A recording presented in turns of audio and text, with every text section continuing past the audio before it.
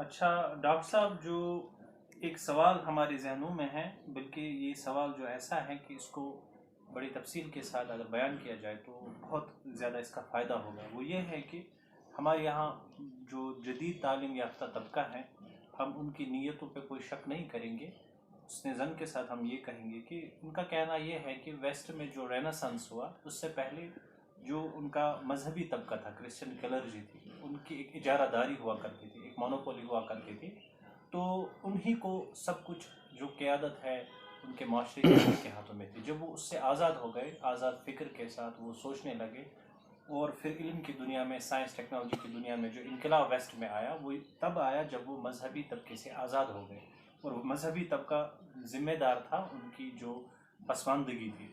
تو اس کو منتبہ کر کے وہ آج یہ کہتے ہیں کہ ہمارے یہاں بھی اس وقت ہمارے مذہبی جو طبقہ ہے، مولویوں کا، علماء کا، جب تک ہم لوگ انہی کے ساتھ رہیں گے، ان کے ساتھ اپنا رشتہ جب تک ہمارا ہے، تو ہم بھی ایک ڈارک ایج میں جیسے پہنچ رہے ہیں، تو جب ہم ان سے آزاد ہو جائیں گے اس کے بعد ہم ترقی کر سکتے ہیں۔ تو آپ یہ بتائیں کہ یہ کہاں تک درست ہے، اور اس کے سوالات کے بہت سارے گوشے بھی ہیں، شاید آپ سمجھ گئے ہوں گے، تو ان کو اچھے تفصیل کے ساتھ اگر آپ بیان کریں تو آپ کی نوازش ہوں۔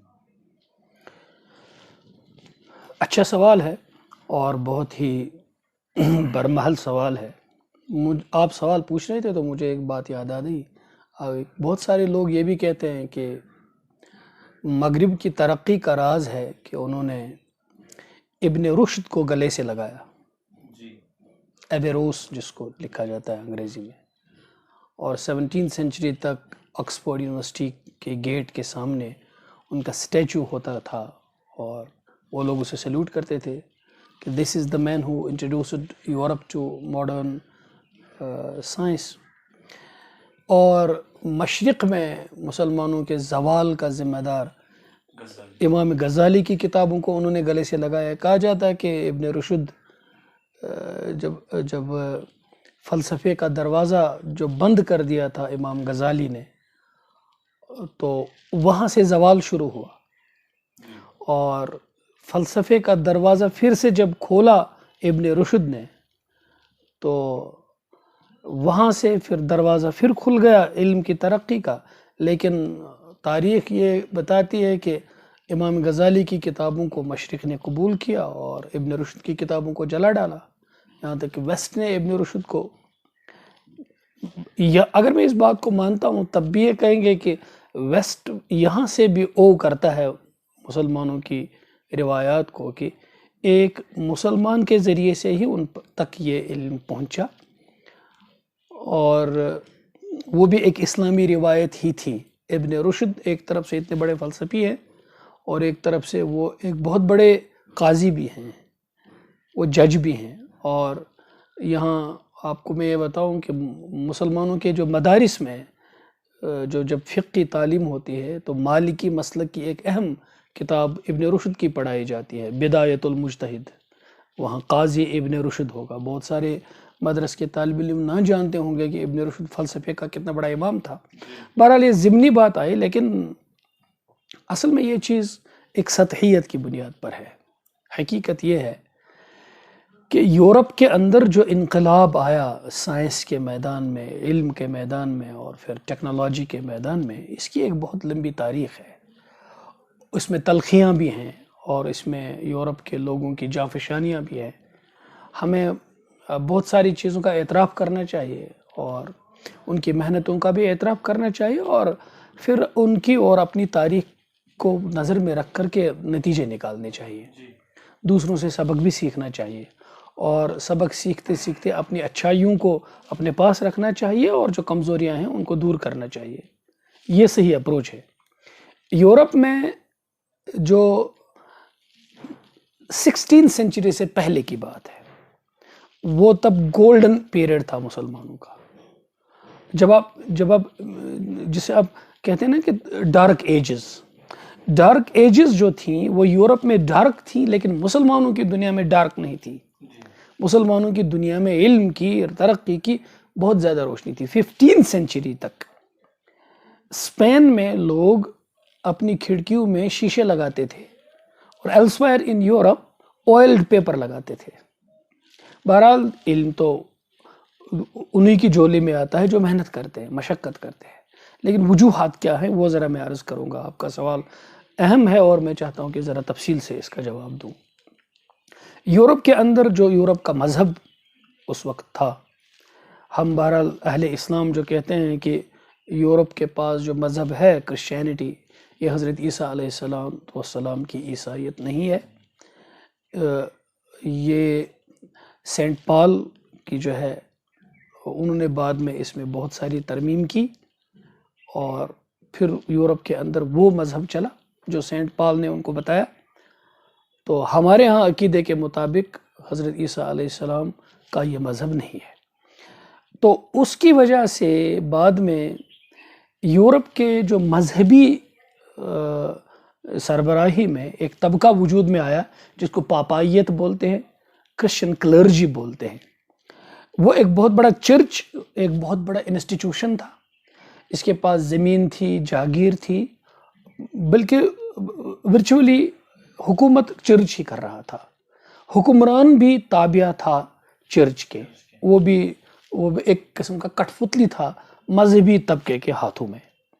سیاست کا اور کرسچینٹی کا, موجودہ کرسچینٹی کا سیاست کے ساتھ کوئی تعلق نہیں ہے, جبکہ خود حضرت عیسیٰ علیہ السلام اس وقت کے سیاسی نظام میں ہلچل پیدا کرنے آئے تھے اور کیا بھی تھا انہوں نے. تو ماڈرن کرسچینٹی میں ہے کہ چرچ ایک الگ چیز ہے اور پولیٹکس ایک الگ چیز ہے, لیکن اس وقت کی پولیٹکس چرچ کے تابع تھی.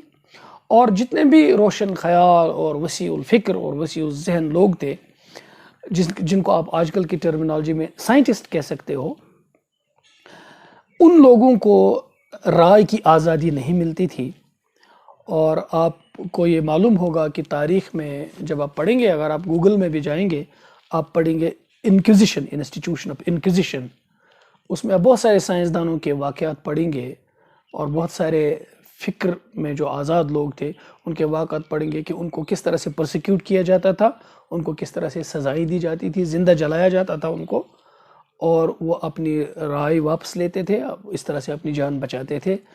اس طرح سے اہل سائنس کو, اہل علم کو یورپ کے اندر اس مذہبی طبقے کے سامنے بات کرنے کی جرت نہیں ہوتی تھی, تو ان کا دم گھٹنے لگا. یہ تاریک دور تھا وہاں یورپ میں, جب علم کی کوئی ترقی کا سوال ہی نہیں تھا. یہ لوگ ڈھونڈنے لگے کہاں جائیں, کہاں کھلی فضا میں سانس لیں اور علم حاصل کریں. تو اس وقت ان کے نظر میں صرف اسلامی دنیا تھی, مسلمانوں کی ترقی یافتہ دنیا تھی. اور وہ چلے, اور اسپین کے اندر اندلس میں بہت زیادہ ترقی مسلمانوں کی تھی, اور قرطبہ یونیورسٹی, گرناطہ یونیورسٹی جسے کہتے ہیں, یونیورسٹی آف کارڈوبا, یونیورسٹی آف گرناڈا, اس طرح کی بڑی بڑی یونیورسٹیاں جو تھی جہاں تعلیم ملتی تھی, وہاں ہمارے یہاں in true sense integration of knowledge تھا. جسے آج بائیفرکیشن کے بعد بدقسمتی سے آپ کہتے ہو ماڈرن ایجوکیشن اور کہتے ہو مذہبی تعلیم, یا ہم یہ اصطلاحات استعمال کرتے ہیں دینی تعلیم اور دنیاوی تعلیم, قدیم تعلیم اور جدید تعلیم. اسلام کی یہ اصطلاحات نہیں ہیں, اسلام کی یہ ٹرمینالوجی نہیں ہے. ہمارے ہاں کوئی تعلیم یہ نہیں ہے کہ دینی تعلیم, دنیاوی تعلیم, قدیم تعلیم, جدید تعلیم. ہمارے ہاں تعلیم ہے, اس میں آپ دنیا کو پڑھ لو یا دینی باتوں کو پڑھو. ہاں پیورلی کچھ ریلیجیس تعلیم ہوتی ہے, اور کچھ جو آپ کی اس وقت جس دنیا میں آپ بیٹھتے ہیں کائنات کی اسٹڈی کی تعلیم ہوتی ہے. لیکن ہمارے ہاں دونوں ایک اکائی ہیں, ایک یونٹی ہیں, ایک ہی علمی سرمایہ کا حصہ ہیں. تو بہرحال اس چیز کو جب وہ آئے اور انہوں نے مسلمانوں کے تعلیمی اداروں میں تعلیم حاصل کر لی, پڑھ لیا, اور انہوں نے یہ بھی سیکھا کہ مسلمانوں کے ہاں آزادی رائے کی بہت زیادہ قدر ہے, اور بات کرنے کی, تحقیق کرنے کو مسلمانوں کے ہاں ایک عبادت تصور کیا جاتا ہے اس دور تک. تو وہ لوگ وہاں سے پڑھنے کے بعد جب آئے اور اپنے ملکوں میں واپس لوٹے, تو یوں تو ان کے دلوں کے اندر پہلے ہی انقباض تھا اور دوری تھی مذہبی طبقے سے. تو انہوں نے علم حاصل کرنے کے بعد ایک انقلاب آیا یورپ کے اندر 1789 میں, جسے آپ فرینچ ریولوشن بولتے ہو. 16 سینچری سے ہی رینیسانس کے بیج بونے شروع ہو گئے یورپ میں.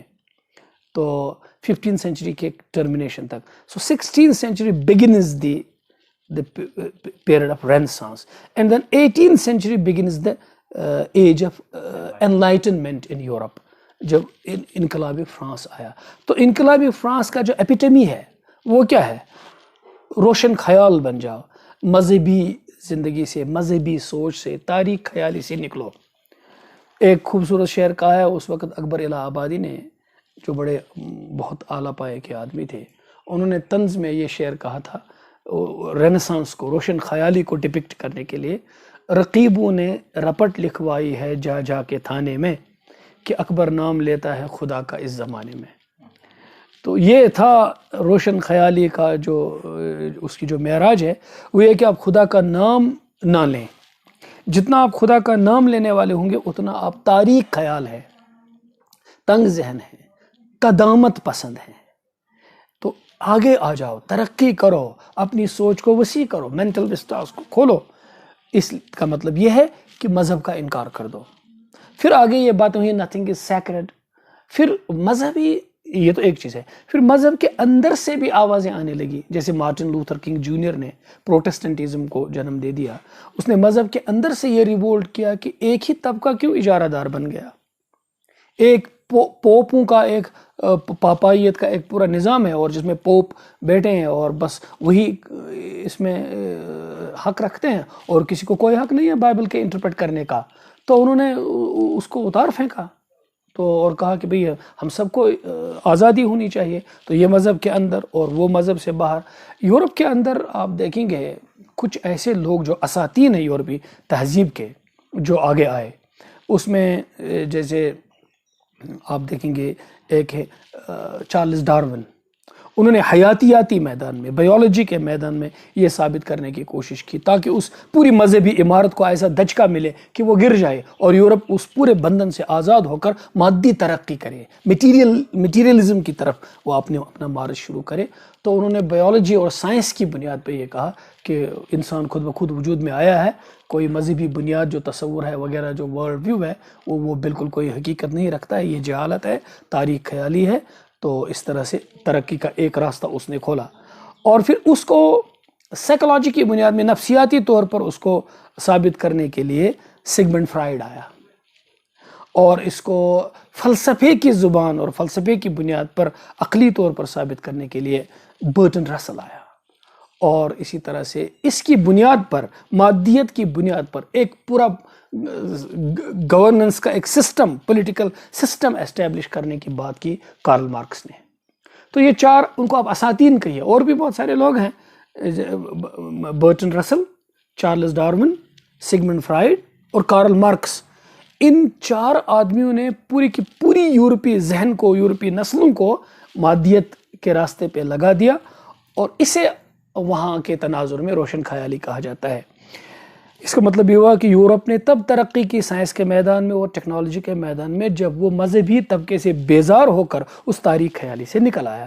ہمارے ہاں چونکہ تعلیم اس وقت اسی بائفرکیشن کے ساتھ یہاں بھی وہی ہے کہ آپ سائنس کی تعلیم الگ اداروں میں پڑھتے ہو اور ماڈرن سوٹو سے کوٹ ان کوٹ ایجوکیشن الگ اداروں میں پڑھتے ہیں، اور دینی تعلیم کو اسپیسیفائی کر کے چند محدود ایک دائرے میں اس کو کنفائن کر کے آپ دینی اداروں میں جا کر کے اسے مذہبی تعلیم کہتے ہو، دینی تعلیم کہتے ہو. یعنی آپ نے وہ سبجیکٹس جو ہیں وہ بالکل باہر نکال کر ان کو آئسولیشن میں پڑھ لیا، اور ان سبجیکٹس کو باہر نکال کر آئسولیشن میں پڑھ لیا. جیسے کہ جو کچھ بھی آپ ماڈرن ایجوکیشن انسٹیٹیوشنز میں پڑھتے ہو اس کا دینی اداروں میں جو کچھ پڑھتے ہو اس تعلیم کے ساتھ کوئی تعلق نہیں ہے، کوئی رشتہ نہیں ہے. یہ بہت ظلم ہے تعلیم کے ساتھ. حالانکہ ہمارے ہاں تعلیم ایک اکائی ہے. کائنات کا پڑھنا بھی اتنا ہی ثواب ہے، قرآن کا پڑھنا بھی اتنا ہی ثواب ہے. قرآن اگر اللہ تعالیٰ کا قول ہے تو کائنات اللہ تعالیٰ کا فعل ہے، اس میں کوئی تضاد نہیں ہوگا. بہرحال ایک بات پتہ نہیں کہاں چلی جائے گی. تو ہمارے ہاں جو یہ طبقہ ماڈرن ایجوکیشن جو پڑھتا ہے اور دینی تعلیم کا اور مسلمانوں کی تاریخ کا اور خود علم کی تاریخ کا، سائنس کی تاریخ کا ان کو کوئی تعارف نہیں ہے، تو انہوں نے اس کو سمجھ کر، اس کو پڑھ کر، اور ماڈرن ایجوکیشن کا جو ایٹیچیوڈ ہے اسے دیکھا کہ یہ کچھ ریلیجن کے خلاف ایک ایٹیچیوڈ ہے. خدا کا کوئی تصور نہیں ہے. جس چیز کو آپ مارنا چاہتے ہو اس کا تذکرہ ہی مت کرو. آپ دیکھیں گے کہ ہماری ماڈرن ایجوکیشن میں روحانیت کا، اقدار کا، خدا کا، الہیات کا کوئی ذکر نہیں. اس کا مطلب ہے کہ خاموشی کے ساتھ یہ ساری چیزیں ہمارے ذہن سے اتر گئیں، اور ہماری تعلیم کے اندر جب ان چیزوں کا کوئی تذکرہ نہیں ہے تو یہ آپ کا ایک پرائیویٹ افیئر بن گیا. آفاقیت اور اللہ تعالیٰ کی جو قدرت ہے، اور کائنات اور انسان کا اور خالق کا جو رشتہ ہے، relationship between God, man and universe, یہ کٹ گیا. یہ الگ الگ اکائیاں بن گئی. انسان کائنات کا رشتہ لوگوں کو مادیت کی بنیادوں پر سمجھ میں آنے لگا، اور خدا کو اس رشتے سے بالکل باہر نکالا اور اس کو مذہبی طبقے کے لیے رکھا.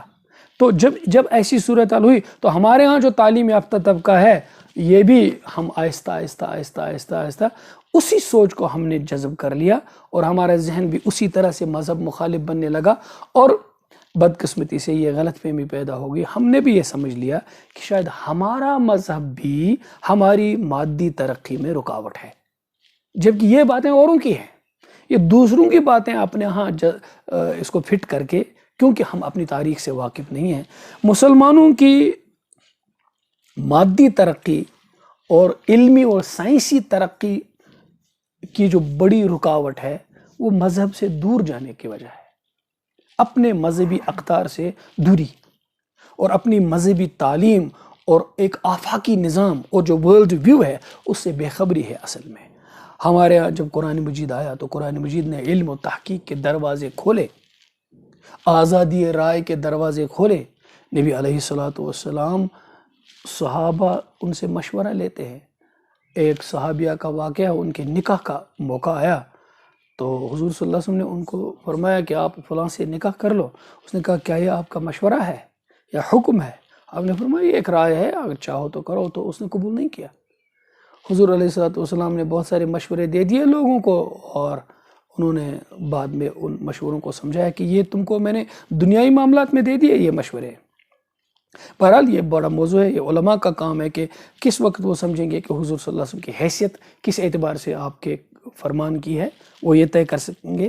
ہمارے ہاں صحابہ کی زندگی میں آئے خلفائے راشدین کے دور میں آپ دیکھیں گے حضرت عمر رضی اللہ تعالیٰ عنہ مسجد کے اندر بیان کر رہے ہیں، اور ایک بوڑھی عورت اٹھ رہی ہے اور حضرت عمر رضی اللہ تعالیٰ عنہ کو ٹوکتی ہے، اور حضرت عمر رضی اللہ تعالیٰ عنہ اپنے قول سے رجوع کرتے ہیں. اسی طرح سے آگے کی جو پوری لیگیسی ہے اس میں ہم دیکھتے ہیں بالکل آزادی رائے ہے. یہاں کوئی ایسا طبقہ نہیں ہے. یہاں آپ کے کہنے کا مطلب یہ ہے کہ جو پاپائیت وہاں تھی، یعنی بائبل پڑھنا، بائبل کی تشریح کرنا، بائبل کا ترجمہ کرنا، بائبل کو اپنے پاس رکھنا، ایک خاص طبقے کے پاس وہاں ہوا کرتا. جی، یہاں ہمارے یہاں ایسا Islam has no concept of papism or clergy. There is no religious clergy in Islam. پوری اسلامی تاریخ میں religious clergy کا کوئی تصور نہیں ہے، پاپائیت کا کوئی تصور نہیں ہے. ایک گروہ ہے، ایک جماعت ہے، ایک اسپیسیفک طبقہ ہے جو مذہب پر اجارہ دار ہے. ایسا کوئی تصور اسلام میں نہیں ہے، نہ ہے ہی کوئی ایسا. یہ just a matter of knowledge.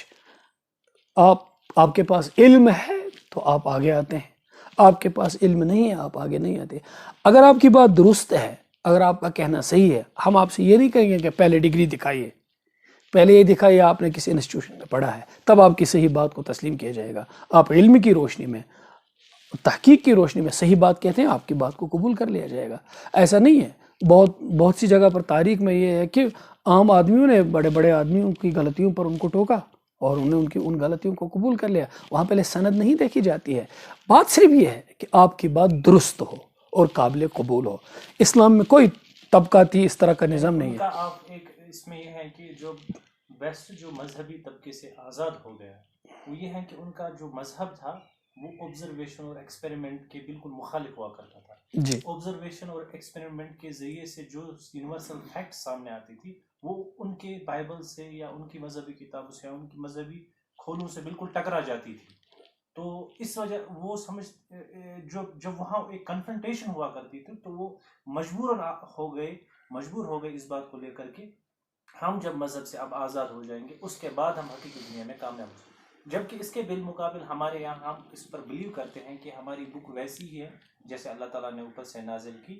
ہمارے پاس قرآن ہے اور جو یونیورسل فیکٹس ہیں ان کی کوئی نفی نہیں کرتا قرآن، بلکہ ہمارا یہ ہم اس بات پہ بلیو کرتے ہیں کہ قرآن ہی کی روشنی میں ہم دنیا حقیقی دنیا میں کامیاب ہو سکتے ہیں. ہمارے ہاں دیکھیے ایک بہت اہم چیز یہ ہے، ہمارے ہاں قرآن مجید میں اور کائنات کا جو سبق ہے، آج جسے آپ سائنس بولتے ہو، اس میں کوئی ٹکراؤ نہیں ہے. آپ جتنی ترقی کرتے ہو، ایڈمیٹڈ سائنس قرآن مجید کو ثابت کرتا ہے، اور اگر ثابت نہیں کرے گا یا تو آپ کی قرآن فہمی ناقص ہوگی یا آپ تو سائنس فہمی ناقص ہوگی، اس میں نقص ہوگا، ورنہ اس کا کوئی تضاد نہیں. کیوں؟ کیونکہ کائنات کا خالق اللہ ہے، اس لیے کائنات کی چیزوں کو پڑھنا، اللہ کی قدرت کو پڑھنا، ہمارے ہاں سائنس کو اس انداز سے پڑھنا عبادت ہے اور کار ثواب ہے. ہمارا مذہب اس میں کوئی رکاوٹ نہیں ڈالتا ہے، بلکہ قرآن مجید کی بے شمار آیتیں ہیں جو آپ کو کائنات کو پڑھنے اور سائنسی علوم حاصل کرنے کے لیے آپ کو انکریج کرتی ہیں. یعنی آپ کے کہنے کا مطلب ہے کہ کسی وقت اگر کوئی سائنس کوئی چیز ثابت کرے اور وہ قرآن سے ٹکرا جائے مثلا، تو یہ ہو سکتا ہے کہ یا تو نصب ہے یا تو سمجھ میں ہماری غلطی ہے، اور یا یہ ہے سائنس کی کوئی ایسی ثابت شدہ چیز نہیں جو قرآن کے مخالف ہے. سائنس میں ہر چیز ثابت نہیں ہے، ہائپوتھیسز ہوتی ہیں، تھیوریز ہوتی ہیں، وہ ابھی میدان میں ہوتی ہیں، وہ ابھی پروو نہیں ہوئی ہوتی ہیں، لیکن جو چیز ایڈمیٹڈ ہے، حقیقت تسلیم کر لی گئی ہے، وہ آپ دیکھیں گے وہ قرآن مجید کی تائید کرتی ہے اور قرآن مجید کی وہ مخالفت نہیں کرتی ہے. تو اس کا مطلب یہ ہوا کہ ہم نے سائنس کی تائید میں قرآن کو انٹرپریٹ نہیں کرنا ہے، بلکہ قرآن مجید کی تائید میں سائنس کو پڑھنا ہے، ترقی کرنی ہے. ایک بات یہ. دوسری بات یہ کہ جہاں تک انٹرپریٹیشن کا تعلق ہے، ہمارے ہاں بھی کوئی ایک طبقہ انٹرپریٹیشن کے لیے کوئی خاص نہیں ہے، کسی کی کوئی اجارہ داری نہیں ہے. اللہ تعالیٰ کی قرآن اللہ تعالیٰ کی کتاب ہے، لیکن یہاں کی تاریخ مختلف ہے. قرآن مجید کے نصوص کلیئر ہیں، عقیدہ کلیئر ہے، احکام کلیئر ہیں، اس میں کسی کی کوئی رائے نہیں چلے گی. ہاں اجتہاد کا دروازہ باقی امور میں وسیع ہے، اور اجتہاد کرنے کی صلاحیت جس میں ہوگی وہ کرے گا. آج کل ایک بہت غلط فہمی ہے کہ اجتہاد کا دروازہ بند ہے، اور دوسری ستم ظریفی یہ کہا جائے یہ مولویوں نے دروازہ بند کر دیا ہے. ایسی بات نہیں ہے. یہ ہمارے دوستوں میں، بھائیوں میں بڑے ادب کے ساتھ کہوں گا، تاریخ سے اور علمی ورثے سے بے خبری کی یہ وجہ ہے. میں بہت ادب کے ساتھ یہ عرض کروں گا، لیکن بات حقیقت یہی ہے. ہمارے یہاں نہ اجتہاد کا دروازہ بند ہے، نہ یہ کسی خاص آدمی نے بند کیا ہے. اجتہاد کا دروازہ ہمیشہ رہے گا، کیونکہ اسے قرآن نے رکھا، اس نے حدیث نے، حضور نے اجتہاد کا دروازہ کھلا رکھا. اسے بند کرنا یہ ہے کہ ایک ہوتا ہے مطلق اجتہاد، ایبسلیوٹ اجتہاد، اور ایک ہوتا ہے اور ایک کلیات جو ہوتی ہیں، اور ایک ہوتا ہے کہ فروعات میں وہ بدلتی رہیں گی وغیرہ. ہمارے یہاں کچھ اس طرح سے اللہ تعالیٰ کی طرف سے ایسا ہوا کہ جو مجتہدین ائمہ بہت ہی اعلیٰ پائے کے لوگ تھے، انہوں نے اصول میں اجتہاد کیا، اور ان اصول میں آگے تبدیلی کی کوئی ضرورت بھی نہیں پڑی امت کو، اور اللہ تعالیٰ نے اس طرح سے وہ دروازہ بند نہیں ہوا. مطلق اجتہاد کی شخصیات ہی نہیں پیدا ہوتی ہیں، تو خود بخود ایسا ہی ہوا عملاً. لیکن یہ کہنا کہ اجتہاد کا دروازہ بند ہے، یہ بے خبری ہے. آج بھی، آج کی ڈیٹ میں آپ کو بتاؤں گا، آج تاریخ ہے 25 اگست 2020. آج کی ڈیٹ میں اجتہاد ہو رہا ہے. بڑی بڑی فقہ اکیڈمیاں عرب کی دنیا میں ہے، انڈیا میں، یہاں ہمارے ملک میں ہیں، اور پورے برصغیر کے اندر ہے، باقی ملکوں میں بڑی بڑی فقہ اکیڈمیاں ہیں جو نئے پیش آمدہ مسائل کے بارے میں دنیا کے سارے علماء بیٹھتے ہیں. اللہ تعالیٰ کا شکر ہے، ایک دو ایسی انٹرنیشنل اکیڈمیز میں، فقہ اکیڈمیز میں مجھے بیٹھنے کا موقع ملا، بیٹھنے کا، سننے کا، تماشا دیکھنے کا موقع ملا. علماء بڑے بڑے ایشوز پر، جو نئے نئے ایشوز آتے ہیں، اس پر 3 دن تک، 4 دن تک ڈسکس کرتے ہیں، اور پھر اس کے بعد مجلات میں وہ ڈسکشنز آتے ہیں، وہ مناقشے آتے ہیں، اور پھر جو وہ ڈیسائیڈ کرتے ہیں اس کے بعد اس پر فیصلہ کرتے ہیں، وہ آتے ہیں. بہت سارے مسئلے، انشورنس کا مسئلہ ہے، آرگن ڈونیشن کا مسئلہ ہے، بلڈ ٹرانسفیوژن کا مسئلہ ہے، انٹرنیٹ کے ایجاد کے بعد جو مسائل آئے وہ آئے، موبائل فون سے، جو انٹرنیٹ سے نکاح کا، طلاق کا، اور اس طرح سے بہت سارے جو ایشوز ہیں نئے آئے. اس پر علماء نے فقہ اکیڈمیز بیٹھی، اس پر اجتہادات ہوئے، اس پر فیصلے سنائے گئے. دروازہ بند کسی نے نہیں کیا ہے. تو البتہ صرف مسئلہ یہ ہے کہ آپ علم حاصل کر لیجئے اور آپ آزاد ہیں، بات کیجئے. فوق کل ذی علم علیم، ایک مولوی صاحب کا علم ہے، وہ اپنے دائرے میں بات کر رہے ہیں، آپ کا علم ان سے زیادہ ہے، آئیے علمی دلائل سے اپنی بات کو ان سے مضبوط ثابت کیجئے، آپ کی بات کو مانا جائے گا. لیکن خواہ میں آپ یہ اپنی جگہ پر بیٹھیں گے اور یہ کہیں گے کہ نہیں کسی آدمی نے دین پر قبضہ کیا ہے، دین کے اداروں پر قبضہ کیا ہے، تو یہ اس چلانے سے کچھ نہیں ہوگا. آپ علم حاصل کر لیجئے اور علم کی روشنی میں خود کوئی کام کیجئے تو اس کو قبول کر لیا جائے گا. یعنی یہی جو آپ نے ابھی فرمایا کہ ایک خاص طبقے کے لیے بالکل نہیں، اسلام میں کوئی کلرجی نہیں ہے. یہ سوال ایک ذہن میں اٹھتا ہے کہ ہمارے بہت سارے بھائی جو مذہبی خیال رکھتے ہیں، بلکہ جذباتی تعلق بھی ہوتا ہے، تو وہ اس کے بعد وہ بھی چاہتے ہیں کہ ہم دین کی خدمت کریں.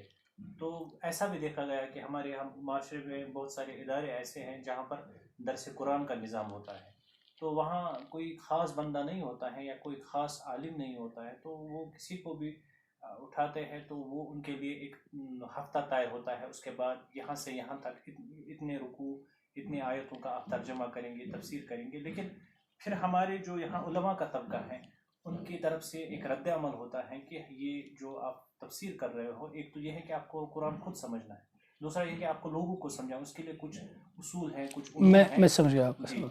تو یہ دیکھیے اس میں یہ ہے کہ جہاں تک تفسیر کا تعلق ہے، مفسر بننا، اس لیے بہرحال یہ ہر علم میں، علم کے ہر شعبے میں ایسا ہے کہ جب تک نہ آپ کو ایکسپرٹیز ہو، آپ کسی علم کو، کسی فن کو سمجھ نہیں سکتے، سمجھا نہیں سکتے.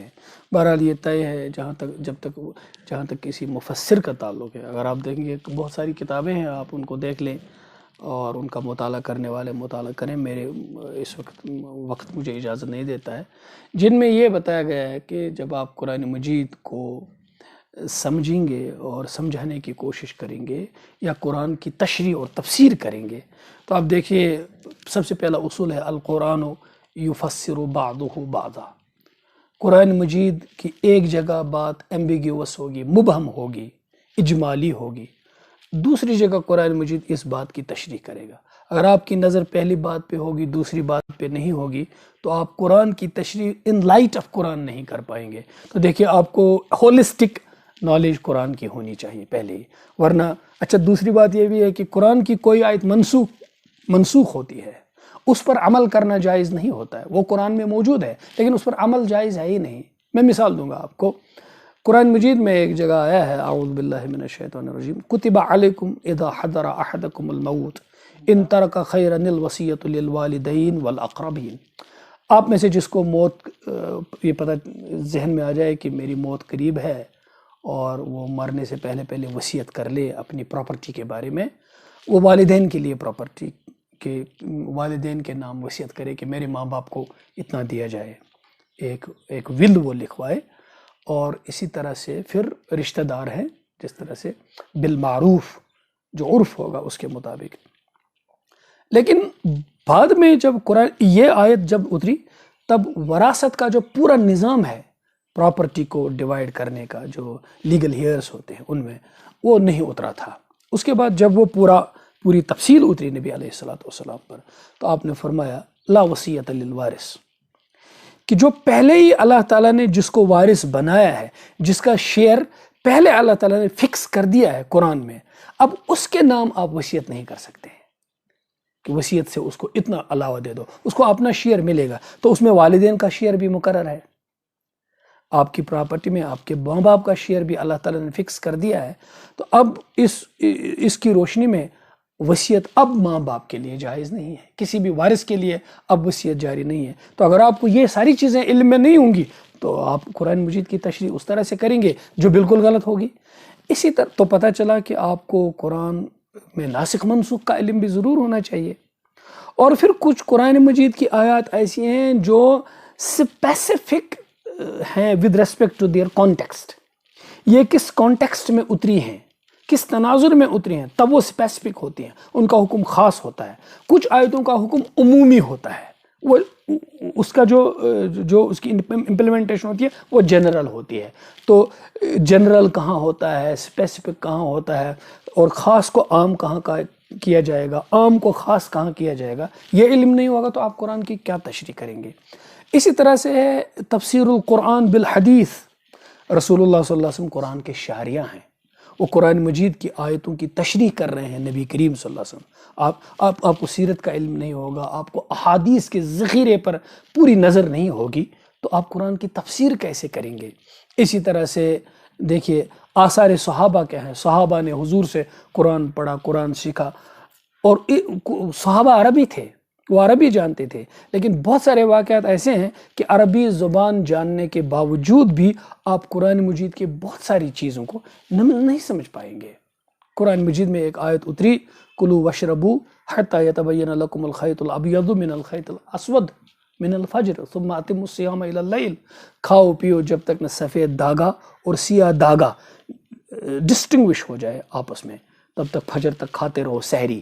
تو حضرت عدی بن حاتم رضی اللہ تعالیٰ عنہ ایک صحابی ہیں، انہوں نے سمجھا کہ سفید دھاگا اور سیاہ دھاگا اس سے مراد ہے، وہ اس کو لینے لگے اور دیکھنے لگے کہ جتنا اجالا ہو جائے میں سفید اور سیاہ کو الگ الگ سمجھ لوں۔ تو حضور نے سمجھایا، کہا نہیں، سفید اور سیاہ سے یہاں اجالا دن کا اور تاریکی رات کی مراد ہے۔ جب تاریکی رات کی تاریکی سے صبح صادق میں صبح کا اجالا پھوٹنے لگے تو اس سے یہ مراد ہے۔ تو دیکھیں عربی جانتے تھے، لیکن اس کا جو مصداق ہے وہ حضور نے ان کو سمجھایا۔ تو آپ عربی زبان بھی جانتے ہوں تب بھی آپ قرآن کی تفسیر نہیں کر سکتے۔ اس لیے تفسیر کرنے کے لیے تو بہت سارے علوم کا آپ کو، علم المعانی، علم البدیع وغیرہ جو بہت سارے علوم ہیں ان کا پتہ ہونا چاہیے، اور پھر تجوید کا، اور علم القراءات، مختلف قراءتیں ہوتی ہیں، قرآن مجید کی 7 قراءتیں ہیں، ان کا بھی پتہ ہونا چاہیے آپ کو، کیسے تفسیر آپ کریں گے، جس کا تفسیر پر بھی اثر پڑتا ہے۔ لیکن یہ تو ہے، اب تفسیر کی ہے مفسرین نے، لیکن درس دینے کے لیے میرے خیال میں کچھ ہی چیزوں کی ضرورت ہے۔ آپ اتنے سمجھدار ہوں کہ جو کچھ بھی آپ قرآن کی لکھی ہوئی تفسیروں میں پڑھتے ہیں اس کو آپ سمجھ رہے ہیں۔ نمبر 2، اس کو آپ سمجھا رہے ہیں اچھے طریقے سے آڈینس کو۔ اور نمبر 3، جو ایک زائد چیز ہے لیکن بنیادی چیز ہے، یہاں ایک زائد ہے، وہ ہے کہ آپ میں خدا کا خوف ہو۔ آپ قرآن کو بیان کرتے وقت گہرے قرآن کی چیزیں اس میں نہ ملائیں، اللہ کا خوف ہو، من و عن وہی چیزیں لوگوں تک پہنچائیں، اور اپنی رائے اس میں نہ جوڑیں، اپنی رائے سے تفسیر نہ کریں کہ اس پر جہنم کی وعید آئی ہے اور بہت یہ بری چیز ہے یہ۔ تو بس قرآن کا درس دینے کے لیے آپ مستند تفاسیر کا مطالعہ کریں، اور ان مستند تفاسیر کی روشنی میں وہی باتیں لوگوں تک پہنچائیں جن کا آپ نے مطالعہ کیا ہے، اپنی باتیں نہ ملائیں اس میں۔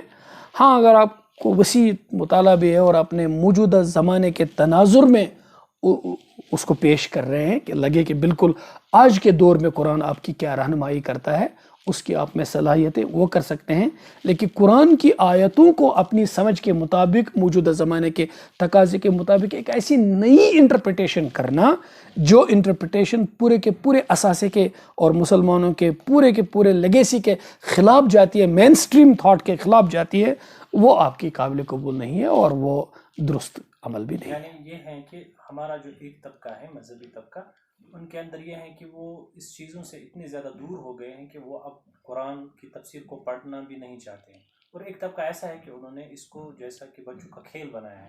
تو آپ کی ایک ماڈریٹ اس میں سے ایک اعتدال پسند یہ ہے کہ نہ تو یہ ہے کہ قرآن کی تفسیر کو بالکل پڑھنا ہی نہیں ہے، قرآن کو اللہ تعالیٰ نے سب کے لیے آسان کر دیا ہے۔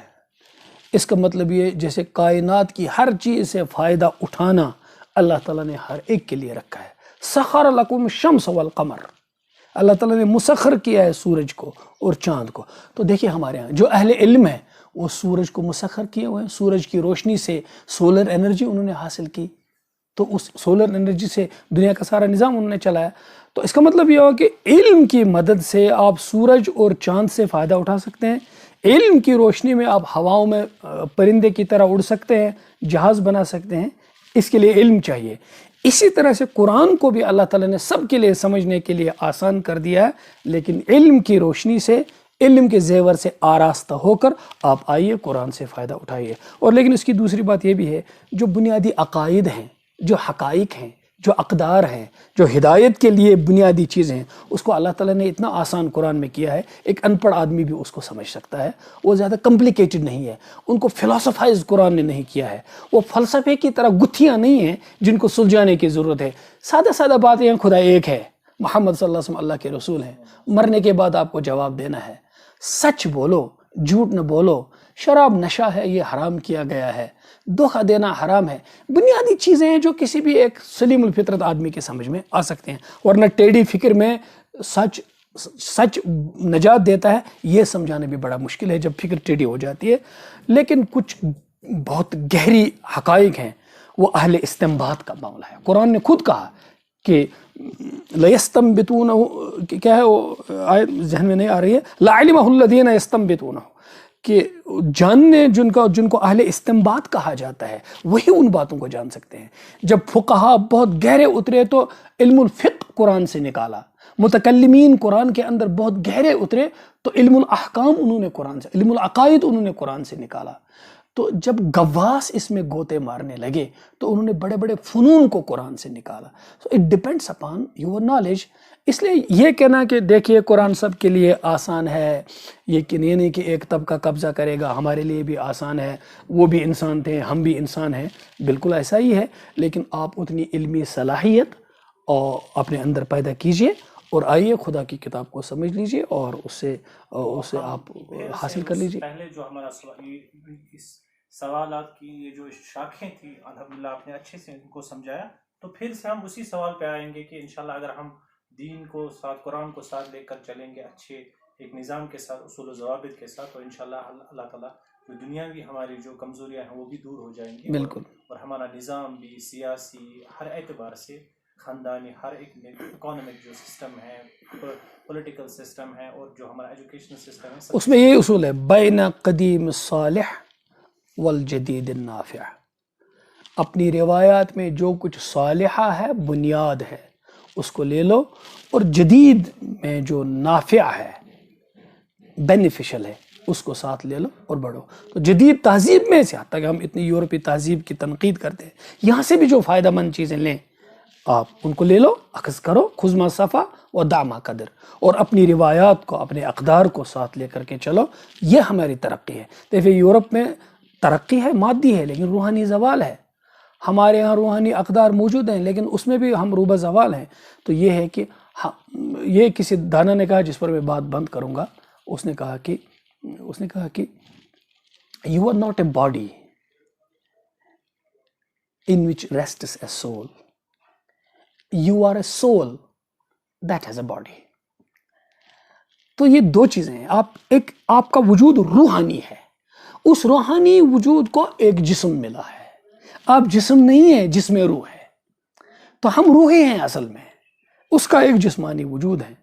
تو ہم ان ساری دبستانوں سے اور ان سارے علم کے مخزنوں سے لے لیں اور اپنے جسم کی غذا بھی لے لیں، اور جو بنیادی وجود ہے ہمارا روح، اس کو ہم موت کے بینٹ نہ چڑھائیں جو اس وقت ہمارا ہوا ہے. تو ہم ان ساری چیزوں کو ساتھ لے کر کے اپنے روحانی وجود کے ساتھ جیتے ہوئے اپنے جسمانی ضروریات کو بھی پورا کریں گے. اس کی طرف قرآن بھی دعوت دیتا ہے، اور قرآن پر کسی کی اجارہ داری نہیں ہے. لیکن چیخنے چلانے سے کچھ نہیں ہوگا. علمی صلاحیتیں حاصل کیجئے. قرآن آپ ہی کا ہے، آپ کے لیے اللہ تعالیٰ نے اتارا ہے، ہم سب کے لیے اتارا ہے اللہ تعالیٰ نے. لیکن ہم یہ کہیں گے کہ مولویوں نے قرآن پر قبضہ کیا ہے، یہ نادانی ہے. ہم بھی اتنی علمی صلاحیت حاصل کریں، ہمارے دروازے کسی نے بند نہیں کیے ہیں.